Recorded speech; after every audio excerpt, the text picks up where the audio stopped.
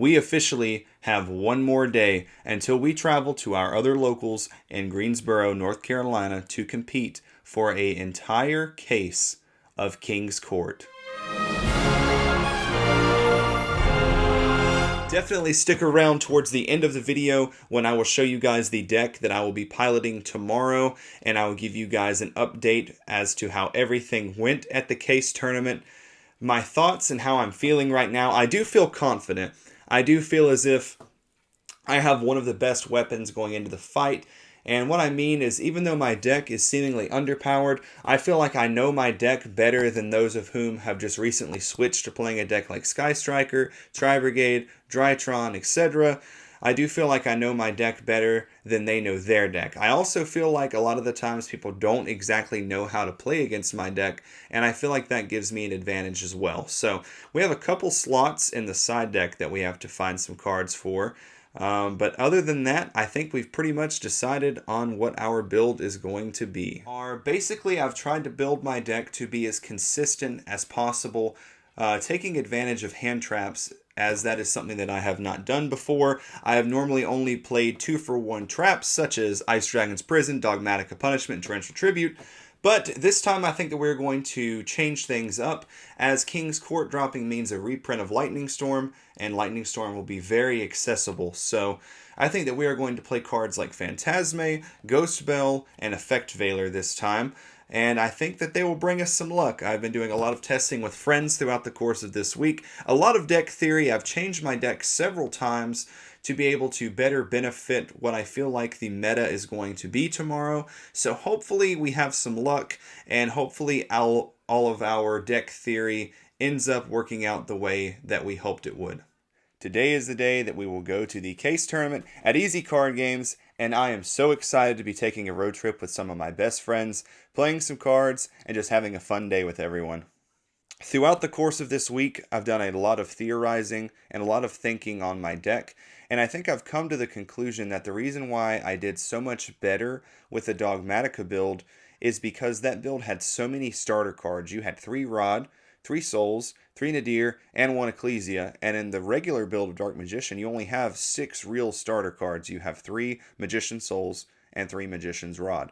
I don't really know if I consider Dark Magical Circle to be a starter card, as most of the cards that it can take don't really lead into more plays. Like, you take things like Dark Magical Circle off of Circle, Eternal Soul, Secrets of Dark Magic. It's not like that you can take Magician's Souls or Magician's Rod off of Circle. So I don't know if I really place that one in the category of being a starter. Soul Servant is definitely an extender, as it needs other cards to be able to be really played well. Even paired in conjunction with Circle, you still can't get Rod or Souls off of it. So I think to be able to compensate for that, we're going to try out the Spellbook Engine. I think we're going to play something along the lines of probably 1 Blue Boy, 2 Knowledge, and 1 Secret. Something in that ratio there, because I really think I need more things to draw me into extender cards and to be able to actually get plays moving and not have to rely on just drawing Rod or Souls, 6 starters out of a 40 card deck with no real draw power, mind you, outside of Souls, which you'd already have to have. So I think we're going to try out the Spellbook Engine. I've went back and forth on those 4 slots all week. I've been pretty concrete on everything else, so I think that's what we're going to end up going with. So hopefully it works out for us today.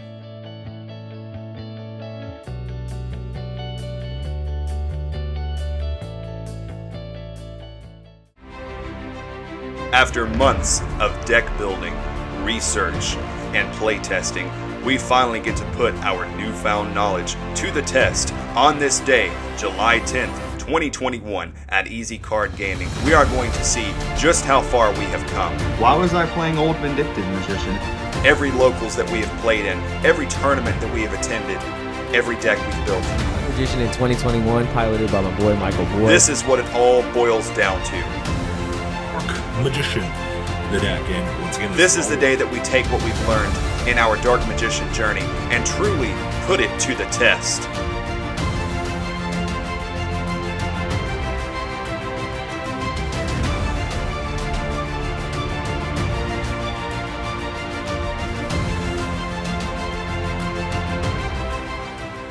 This is the King's Court Case Tournament.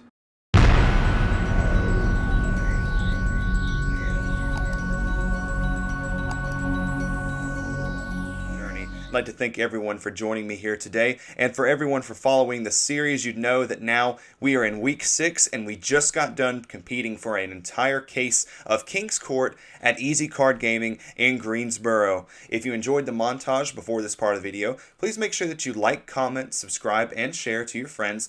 That inspires me to make more videos like this, make the montages better with each passing video, and just bring you guys more types of content, more deck profiles, more gameplay videos, more Dark Magician Journey, more Dark Magician tech cards, all things of that sort. So, without further ado, I know everyone is very interested to see how I ended up doing at the King's Court Case Tournament. So, before we go any further, I'd also like to point out that I know that it is the middle of July. It is just a little chilly in this part of my house, so I'm wearing a sweater. So, I figured that some people would point that out to me. So, without further ado, let's get into the tournament report.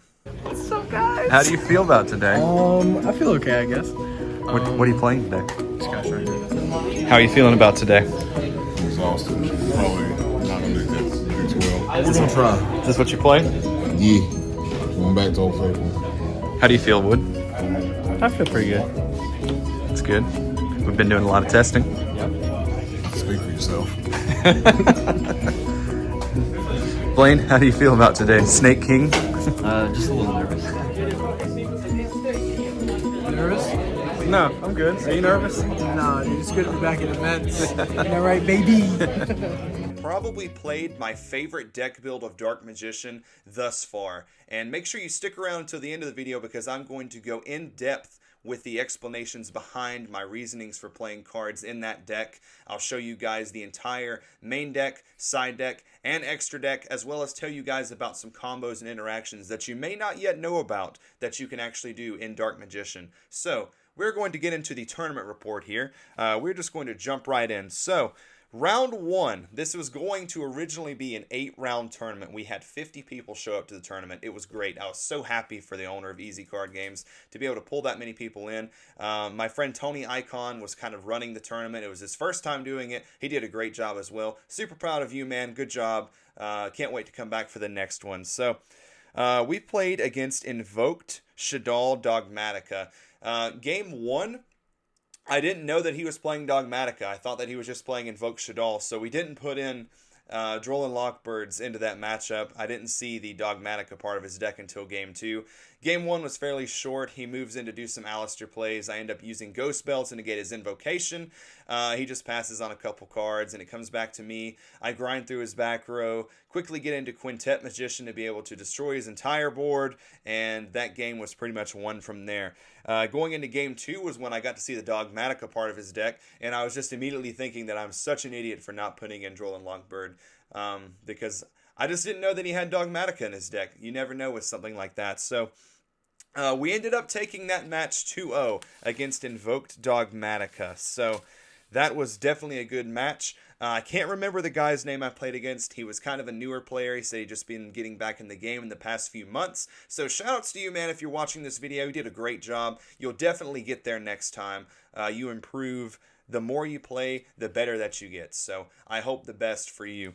Moving into round 2, we played against our friend Jared, who was playing Tri-Brigade. This is always a great match. I've known Jared probably since 2016. He's a great guy. He's a great player. Jared is that guy that has always played these really spicy, crazy rogue decks, and he's always done well, but he's that guy that when he gets a meta deck in his hands, you have got a game on your hands. I mean, he is just going to give you an absolute run for your money. I couldn't be more proud of this guy. Game 1, we have some back and forth action. I managed to open up either in drones or Hornet drones or engage every single game against Jared. Tri-Brigade is I don't want to say it's a difficult matchup for the deck, but having to play around Revolt especially definitely makes it harder. So we do manage to take game 1 against him with Dragoon, being able to kind of grind through his resources. Moving into game 2, I just get completely overwhelmed. He's basically negated everything I did. He revolted me. There was nothing I could do. Game 3 was definitely the best game of the set. We had back and forth action this entire game. I got down to the point where I had 2 cards in my hand. I had already went through Rod, went through Souls, fought through everything. The last card that I knew he had set was Tri-Brigade Revolt. So, the 2 cards in my hand were Sky Striker Mobilize Engage and Instant Fusion. I said if I can somehow manage to use Instant Fusion to negate the Sure Egg, I'm going to win against him. The problem is if you play Instant Fusion first, you can't use Engage unless you put it in the extra monster zone, which that's going to end up messing you up because you're not going to be able to get a effect monster from the Hornet Drones token. So I go into the Sky Striker combo, and I'm just thinking the whole time, I'm like, there's no way that I can use Instant Fusion. That was when I realized that I made a monumental mistake. In the Hornet Drones combo, if you're not familiar with that, I will show you at the end of the video, so make sure you stick around for that. Basically, the last step before you go into Verde Anaconda is you have a Kaina pointing to a Link Spider.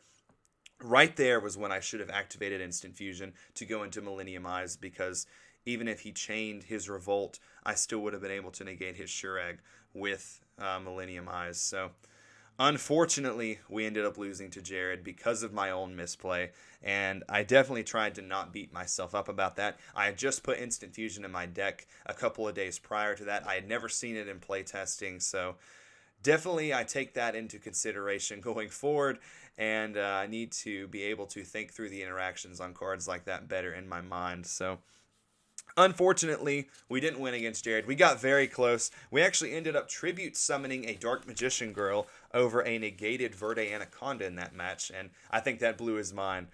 So shoutouts to you, Jared. You're a phenomenal player. I always have so much fun playing against you. I hope that next time I'm going to be able to beat you. I'm coming for you, though.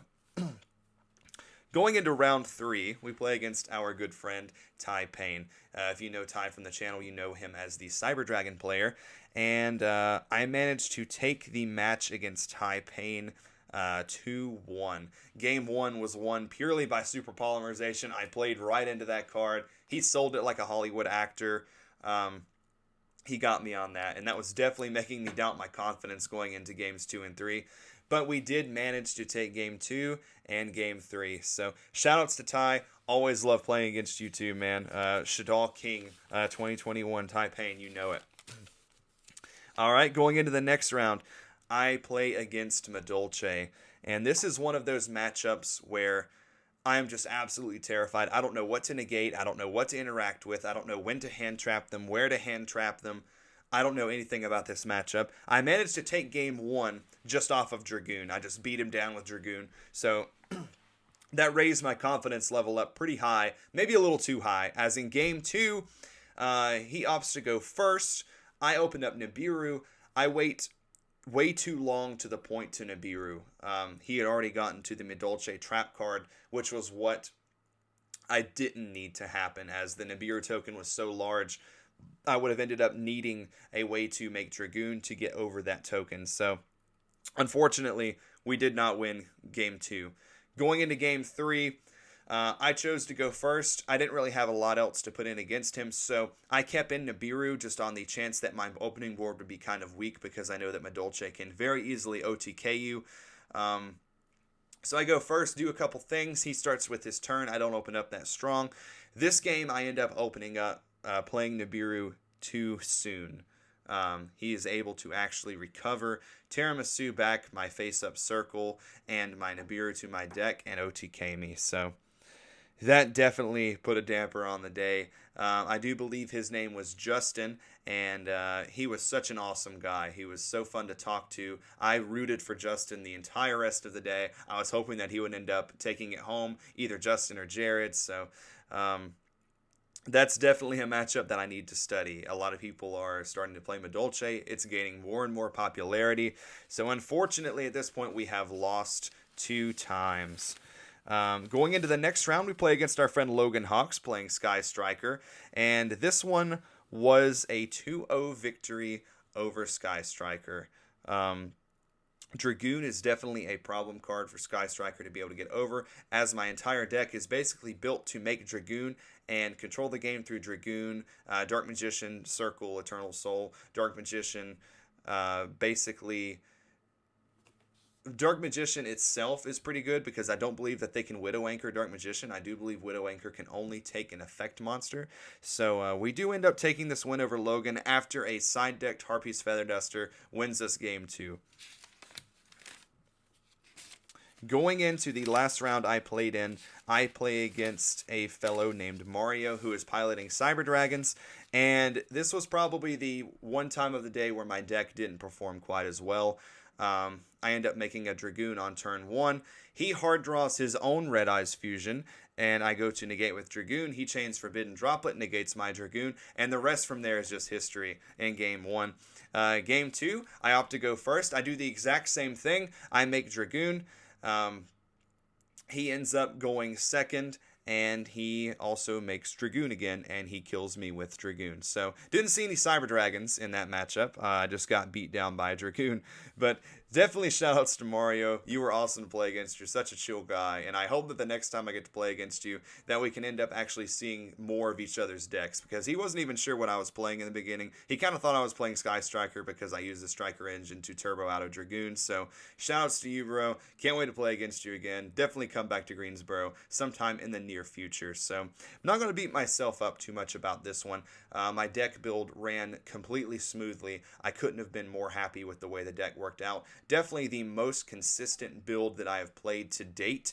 And something else that's noteworthy that I changed was I didn't play that many 2-for-1 traps. Actually, I didn't play any 2-for-1 traps. I played hand traps and more proactive extenders and starters. So I'm very excited to share this deck profile with you guys. So let's move on into that so everyone can see what I played over the course of the weekend. Okay, everyone. So I would like to thank everyone for joining me and sticking around until the end of the video. This has been the part of the video that I have been the most excited for to show everyone, and that is to show how my deck has changed over the course of the past few months. So this build is definitely significantly different from the builds that you've seen on my channel in the past. So this is also going to be different from a typical deck profile, as I have sorted the cards in categories rather than card type.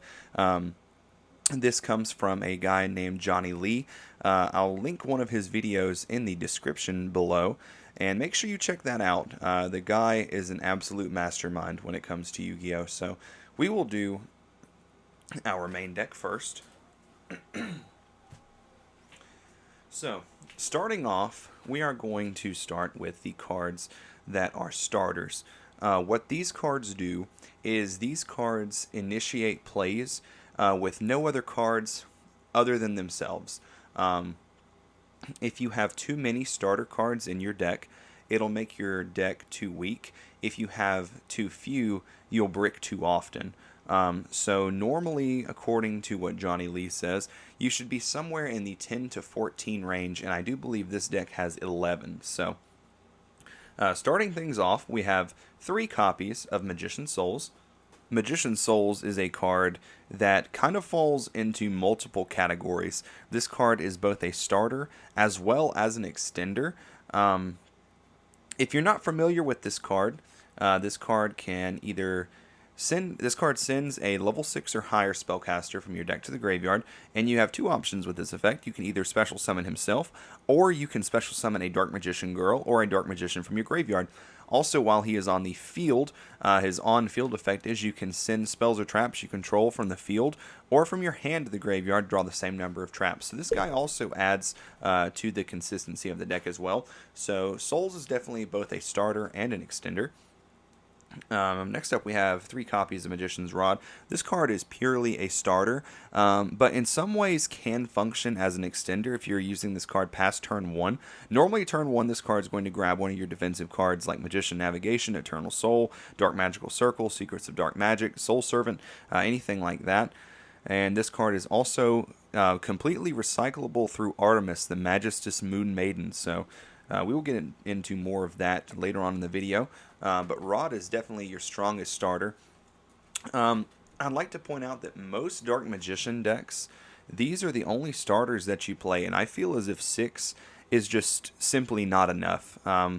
I feel like the reason why I had so much success with the Dogmatica build was because I had 11, or at least, let's see, 10 starters, because I was also playing 3 Nadir Servant and Ecclesia, and the deck just ran so much smoother with those cards. So I kind of took that same deck building formula with this video and incorporated it into this deck. So to add to our starter card count, we played 1 Spellbook Magician of Prophecy, 1 Spellbook of Knowledge, and 1 Spellbook of Secrets. This engine was actually fantastic all day long. This engine never got drolled. This engine never got effect veilered. Nothing. Would I change the numbers? I don't think I would, because this is an engine you only ever want to see turn 1, and you only ever want to see each of these cards one time. All this does is just dig you for your extenders. And what I really like about this card is sometimes starters conflict with each other, such as like the confliction here with Magician's Rod and Spellbook Magician of Prophecy, both being normal summons. Spellbook of Knowledge can also send Spellbook Magician of Prophecy from hand as well as field, so this engine never really bricked for me at all.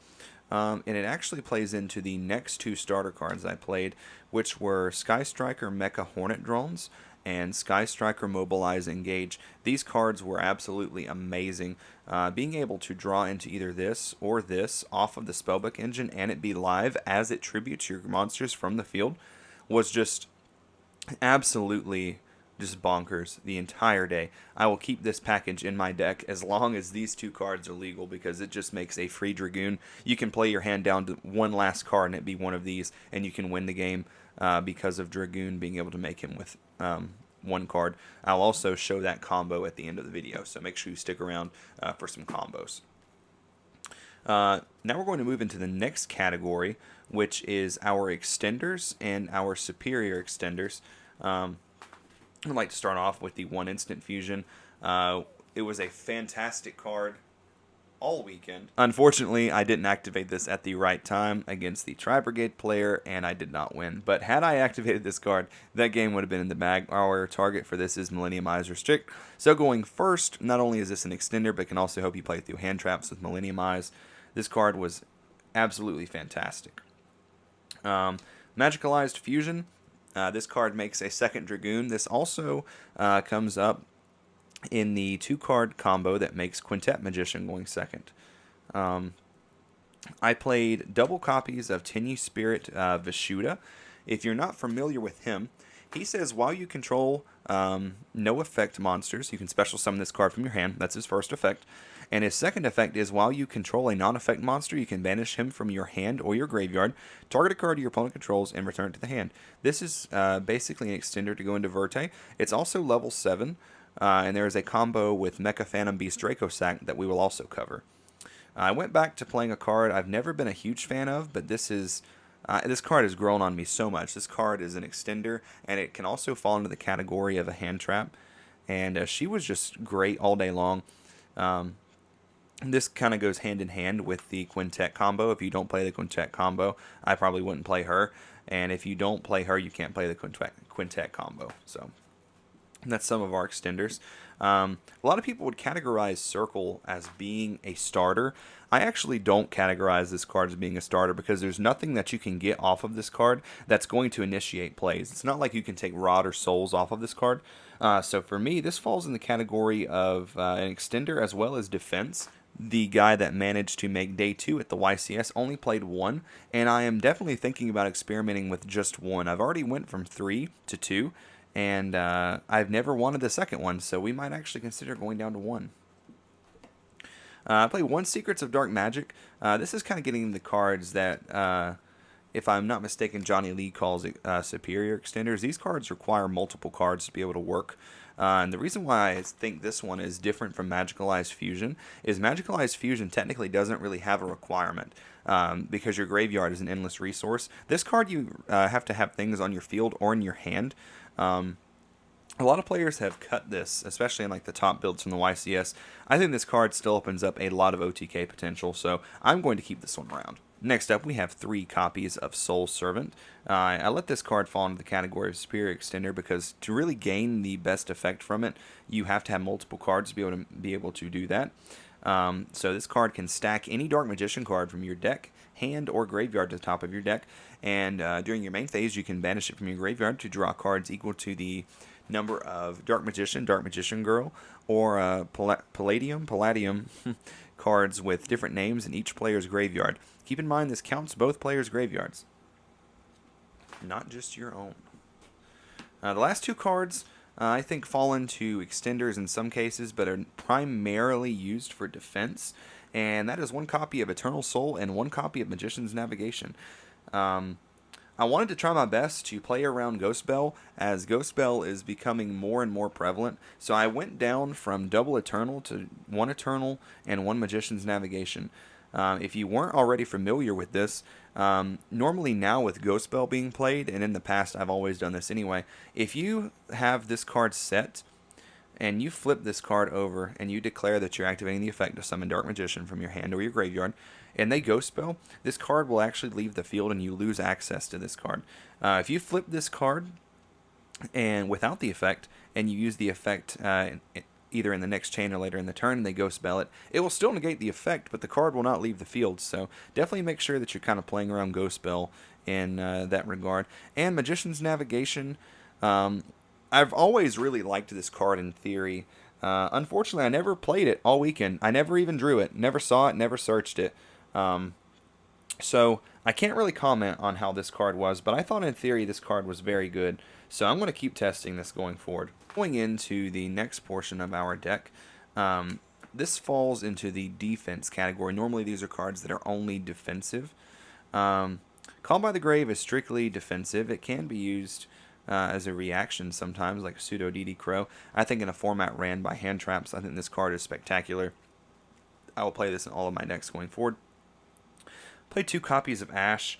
I never really want to brick on this card, so normally whenever I do play this card, I only ever play it at 2. She was great. She was good. My favorite one of my favorite hand traps was Ghost Bell. My theory behind Ghost Bell was that being able to stop Tri-Brigade Revolt and an Invocation were both very strong, as well as being able to negate things like Shark Cannon and Ice Dragon's Prison. They're going to be able to take Dark Magician out of my graveyard. So Bell, I only ever used Bell twice, but the 2 times that I did use Bell, I feel like I won the game because of Bell. So I'm going to keep her in going forward. The last defensive card was Fantastical Dragon Fantasme.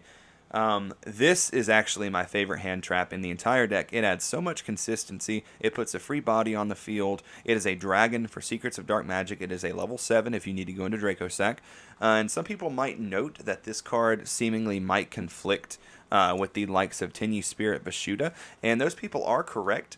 But whenever you have this, normally you're just going to send back your Bashuda to be able to draw at a later time. So I've always been a fan of Fantasme in this deck. We have 2 more categories to cover, and the next category is known as Engine Requirement. These are cards that seemingly don't do anything on their own. You just play them because you have cards in your deck that are so powerful, they require you to play cards like this. So the first card is Red Eyes Black Dragon. Luckily never saw this card all day long. He stayed in the deck, so shoutouts to you. 2 Dark Magicians. You never really want to see this guy in your hand. Normally you want him in the graveyard or the deck, so he is an Engine Requirement. Dark Magician Girl. This is basically just to be able to get the secondary effects of Soul Servant to be able to draw more cards, but I also feel like the Dark Magicians puts up a lot of pressure, so I want to be able to take advantage of the float effect of that card, so I always keep her in my deck. Palladium Oracle Mana is probably a better choice, but I really do like the Dark Magician's secondary effects, so we keep this. And Red Eyes Fusion, I think, is an Engine Requirement. Some people would say that this is both a starter and an extender, and I can't agree, but I usually put it into Engine Requirement because there's not many times when I see this card that I really just want to see this card. So he goes into Engine Requirement.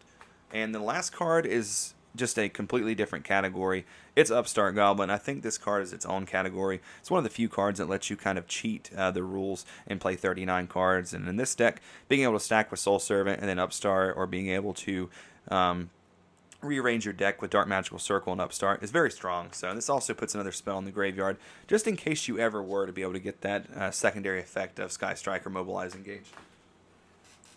We'll go over the extra deck now. There's not a lot of explanations in the extra deck. I'll just go over what I play, and I'll show you guys the combos later. We played Quintet Magician, Ebon Illusion Magician, Norito, the Moral Leader, 1 copy of the Dark Magicians, 1 Imduk, the World Chalice Dragon. We actually went up to playing 2 copies of Predaplant Verde Anaconda, and this was great. The second one did come up a few times, so highly recommend playing 2. 1 Artemis, the Magistus Moon Maiden, 1 Link Spider, 1 Millennium Eyes Restrict. We'll move this out of the way. 1 Sky Striker Ace Kagari, 1 Sky Striker Ace Kaina, 1 Mecha Phantom Beast Dracosack, and 2 Red Eyes Dark Dragoon.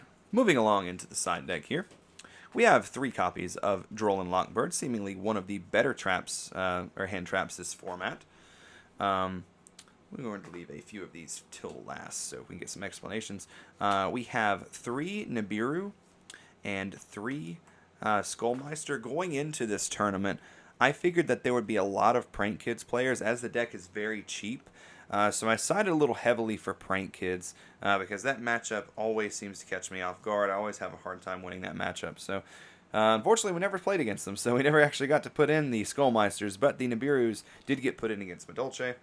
1 red reboot for any kind of stun or back row decks that I would encounter.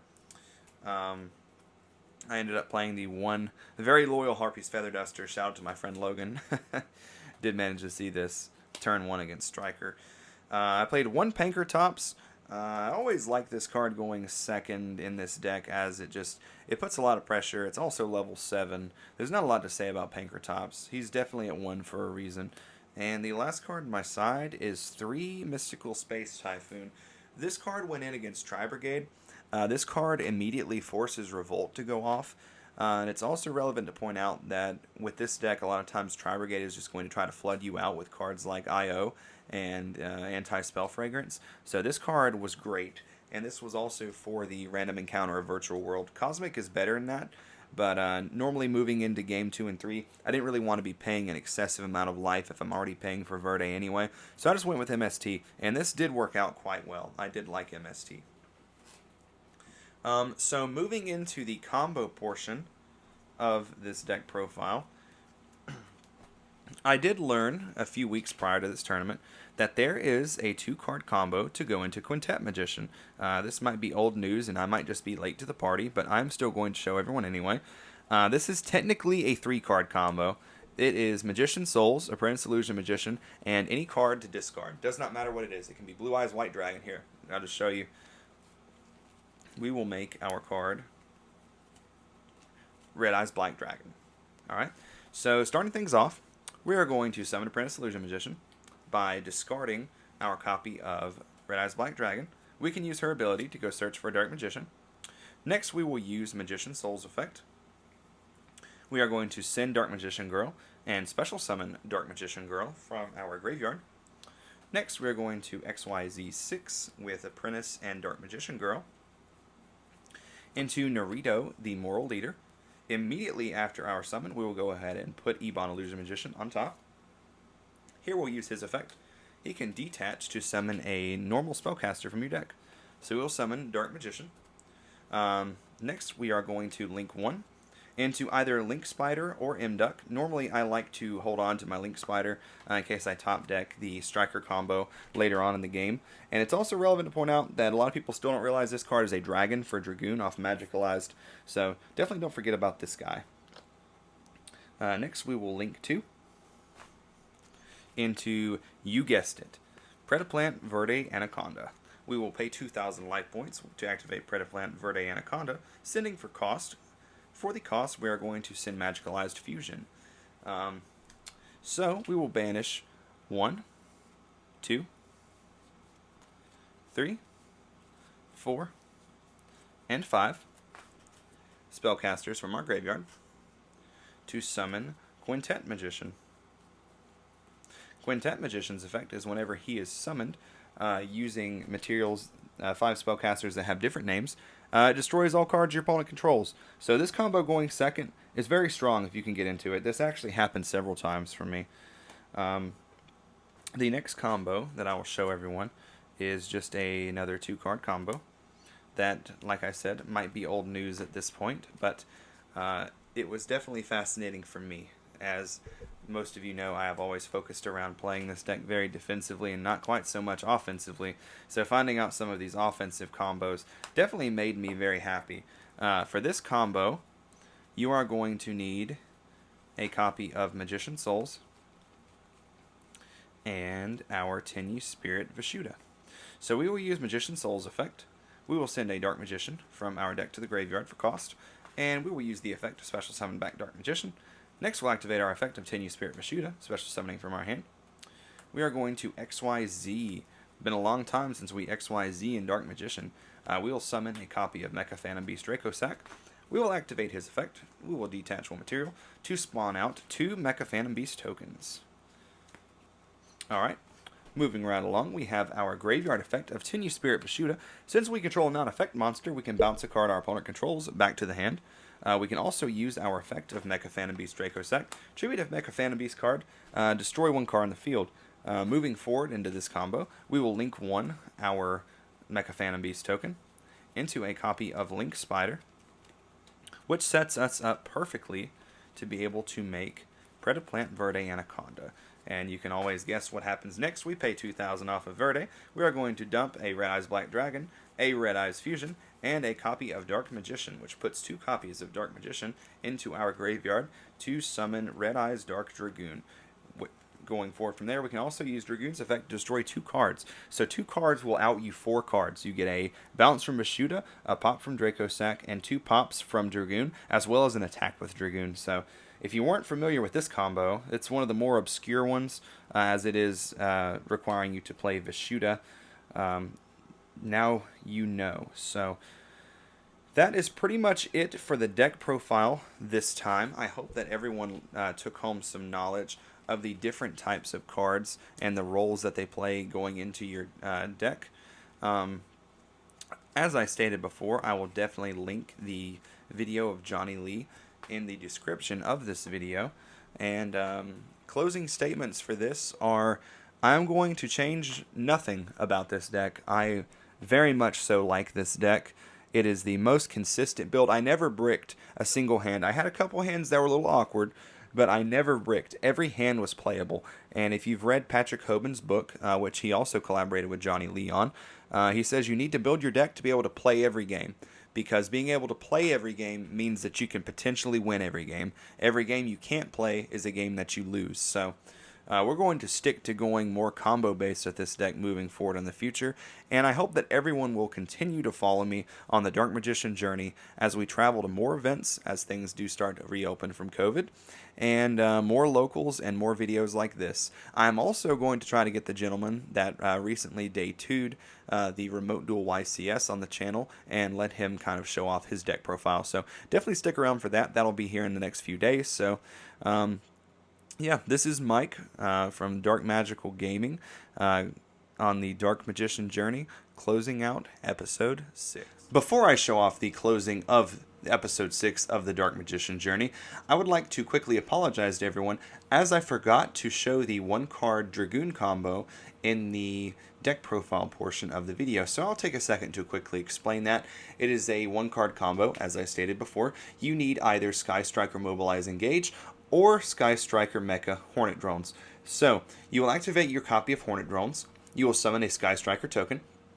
You will link summon Sky Striker Ace Kagari with your token. Kagari's effect will activate to add back Hornet Drones from your graveyard to your hand. Then you will link Kagari into Kaina, activate your copy of Hornet Drones, summon a token. Don't forget that you gain 100 life off of Kaina's effect as well. You will link your token into Link Spider in the down right zone of Kaina. Then you will link those 2 into Verde, and we all know what happens from there. Pay 2,000, send for cost, summon Dragoon. So that is the 1-card combo. I do apologize for forgetting to put it in the video. As I was watching the video just a few moments ago, I was just like, oh no, I forgot to put that in there. So I like to try to keep my promises. We have a couple clips from other players that went with us to the case tournament, so stick around for the rest of the video if you would like to hear their tournament experience as well. So thank you guys for watching thus far. Don't forget to like, share, comment, and subscribe if you're enjoying the video. It definitely means the world to me. I enjoy my viewers. I try to do things that you guys want, so I really do appreciate all of you. Today, Wood, It was all right. what all did you play against? Round one, I played against the Medolce guy that you played against. He was awesome. He was pretty good. He was pretty cool. Round two, I played against Sky Striker. Probably the best match I had. That guy was super chill. I won round one and round two the same way. In the battle phase, in the battle phase, when time was called, as I was attacking for game. So what did we learn? 2 fleur-de-lis is good. 2 fleur-de-lis is good, and Called by the Grave is actually a decent card. Sweet, I'm happy I got that on film. Right. Round three, I played against Earth Machine, and that deck is just Bonkers. It's bonkers. They just their resource game is just insane. They just keep getting stuff back. This last round, I played against True Draco Amazement with no extra deck. So it shut off half of my deck just by him not playing an extra deck. No Maximus. No Maximus, no Fleur-de-Lis. And I Desires and banished 2 Alistair, 2 Invocation, and 2 Ecclesias at one point. So I was playing with nothing. He just summoned Border and just kept poking. So far it's been all right. I'm 2-2 right now. Okay, let's see how the rest of the day goes. So far I'm 2-1-1 and playing Shadowing Boats. What have you played against? I played against Exodia, Exodia Mystic Mind, 2-0 that. I played against Heroes, our buddy BJ playing Heroes, and that, we tied there 1-1. Played against you, Dark Magician, and you 2-1 me. And then I just got done playing Prank Kids. I literally fell asleep. Game one, I just went banana ham sandwich. And in game two, I'm just so out of it. I've been up since Thursday. And I woke up and I drew for turn, and there was a Super Poly in my hand. And I was like, cool, because he had like the big Prank Kids monster that Regekis your board, and I had an Alistair in the hand. I was like, summon Alistair, he's like, activate effect, and I was just like, activate Super Poly. That's it? Yeah. All right, let's see how the rest of it goes. Unfortunately today, we didn't end up doing quite as well as we had hoped that we were. We ended up losing 1 match to Tri Brigade and 1 match to Medolce. Both were very close games. One of them was just learning how to use Nibiru to my advantage a little bit more. Against the Medolce guy, ended up the first time I Nibiru'd too late, and the second time I Nibiru'd too early. So definitely need to take home knowledge from that. And against the Tri Brigade guy, I had literally had Instant Fusion in my hand with the Striker combo, and I should have went Instant Fusion into Millennium Eyes when I had Kaina, so that when he flipped his Revolt, went into Shurag, I would have been able to make Verde, use the effect to summon Dragoon. So we take home something else this week, so we don't go home empty-handed. Even with the tournament not going quite as well as we had hoped that it would, we still had a great day with all of our friends. And that's what I really like to try to take home at the end of the day, is it's not how many times you win or how many times you lose. It's the time that you spend with your friends, your family, learning from your mistakes and taking things home every weekend. The world as we know it is getting back to normal, and I can't wait for what comes next. Thank you all for following me on the Dark Magician journey, and I hope that you'll join me again on next week's episode. Until next time.